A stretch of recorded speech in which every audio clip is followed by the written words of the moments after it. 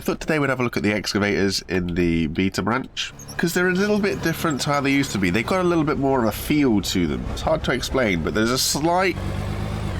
like, they don't seem really speedy, but they feel like they have purpose to them. They do feel a little bit more beefy and a little bit more capable, even though they do seem sometimes to have quite a bit of lightweight. I feel like you actually get a decent scoop now, but the problem is, you just see me pull this out. If I tip this back in here,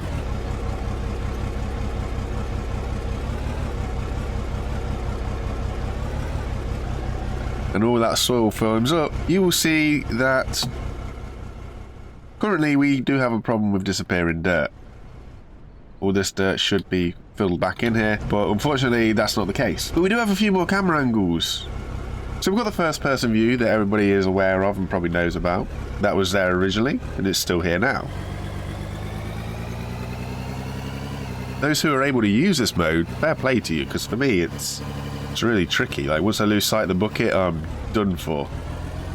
But we also have a new camera angle, and it is this one. So this is our bucket camera. So you see that the focal point is the bucket now, which makes things a little bit easier in some respects and a little bit weird and tricky in others. But as you'll see, the focus is on the bucket, and it does make things, you know, like if you know where you're tipping, whereabouts you're going to be tipping, you're able to see because that focus is a lot more on the bucket. All well and good. But what happens if I go for a real dig deep kind of hole? Well, that's where, for me, the kind of trickiness starts to arise, because as soon as we go deep underground, this is our camera when we're underground, we do find things a little bit problematic down here. I've also noticed, whether it is a thing or not, that you seem to get less ore in your bucket when the camera goes through the ground. Currently, as you see, there is still a little bit tricky and issues when the bucket goes in and it creates dirt, but obviously we're deleting dirt at the same time, so we're losing quite a lot of our resources again. And hopefully this one will show you, as we pull it out, you get ore stuck to the underside of the bucket. A little bit problematic. But I must say, as somebody who liked using the excavators, they do feel pretty awesome. They really do. They've got that kind of, I don't know, for somebody who doesn't use this sort of stuff for everyday work, for me, they feel that they've got more purpose to them. They do everything with a little bit more force and a little bit more pizzazz. They're really enjoyable to use. Now, the dirt that you get inside them is actually, it's a smaller sized voxel than when you use the front end loader, for example, and it does feel like you're getting a decent scoop every time. I've got to say, the changes that they've made to the weight, for me personally, really feel like they actually make a difference. But as you saw with the amount that I tipped out on the surface earlier, it doesn't seem to actually do a lot when it comes to the actual voxels themselves. I will say that this is a standard hopper. I've done nothing to this hopper other than brought it in, and as you can see, well, compared to the bucket size, it's a little bit small. I'm hoping that they do maybe increase the size of the hoppers. Obviously the ones that are in the current game are like proper beefy. They're probably twice the size of this actually, and they do seem to give you a little bit more